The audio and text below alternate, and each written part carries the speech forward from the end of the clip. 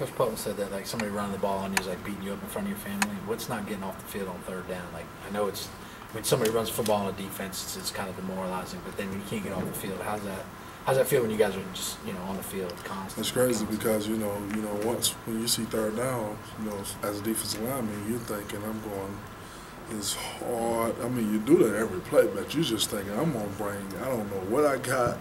I'm just gonna pull whatever I got in the bag, and I'm gonna pull it out. I'm gonna try to go and get our offense. The type of offense we got, you want to put them back on the field. You never know what's gonna happen, and that was it's devastating when you just stay on the field over and over. So you just have to it's a mental deal. You just try to just block out and keep playing, but when you come back and look at the film, you're like, man, we give up a amount of missed tackles and give up 200+ yards off of that, then it's like, I think it was like 10 consecutive third downs, and I think they had like 13 out of 14. It was something crazy, so it was like, well, out of them 13, I think 8 was like missed tackles, so it's just like the 600 yards could be 200-300 by a tackle. And, it's just, you got to pick up your game and let that go. That week was over and fix it. Starting the day. I know it's frustrating when you're on the field, but what's it like sitting in the film room though, going, man, if I would have only made that, watching it? Well, because you're a better player than that. You know what I mean? And the film is your resume to other teams and this and that and that, and that's not the way we do it here at Auburn. And that's not why we was recruited here and becoming mixed tackles and all that stuff. So we got to correct that and just got to get better at it. And there's no doubt in my mind that we will. So was that an eye opener more so than? I mean, you've had some defense struggles the first 2 games, but yet you ended up winning.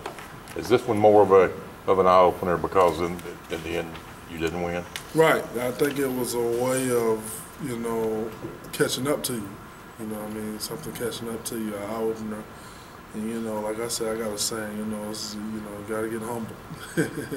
And sometimes being humble ain't always with a victory, something you can fix. And so it was all, the deal was it was our first loss, for the ones, for the majority of a lot of us, whoever, but since we've been playing, it was our first loss.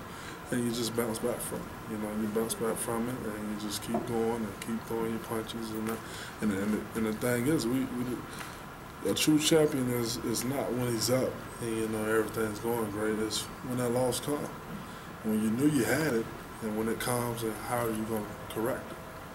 And that's how we're playing. And we got on Saturday, we're going to make sure of that. And but the true test is going to be when you get on the road to South Carolina. You guys, the front four, didn't get your hands on the quarterback very much the other day. I mean, kind of what was going on from your perspective? Well, my perspective, just got to get a little bit more better with pass rush. Got to make them got to close in that pocket. Make them hard to step up. When you make a mobile quarterback comfortable in the pocket, that's not good at all. So that's the deal. We know that, and we will correct that. No doubt in my mind, we will correct that. And like you was just saying, it just caught up with you. Because even I could go back last year when you have a game like that, like the Kentucky or something like that, and you're going, there's no pressure that we come out, but it just caught up with us. We cannot be that team all the time. We will fight now. That's one thing about us. We will fight, but you just can't be that team. You're down 14. No, we just got to win. You're up 21-7. You got to close the deal. You got to keep it on, and you got to close the deal. We didn't do a good job of that. Coach Chiswick mentioned Angelo Blackson as a guy that's really coming on. Have you seen that? Yes, I have. Angelo has been coming on. It's actually I talk to Angelo about a lot of times. We're going against this center, and if I'm coming off and I'm doing my thing, and you come in and you do the same thing, this dude's gonna be looking like, man, I don't want them 2 guys. You know what I mean? This dude's gonna be looking a way to tap out. When you got 2 guys coming in full speed, going at you every play, and he's a tremendous asset to the D-line. Do you see more of things getting more settled as far as, okay, these are the guys that are going to do most of the play? I think it's just so much of a rotation.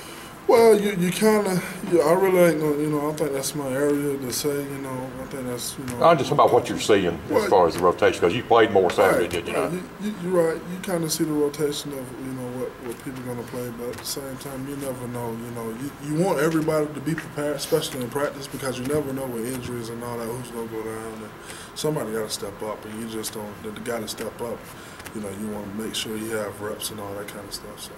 Y'all were showing kind of a new front in that game. It was like a 30 front where Noza was kind of like behind you, stacking behind you. What is that called? What do y'all Well, it was a new deal.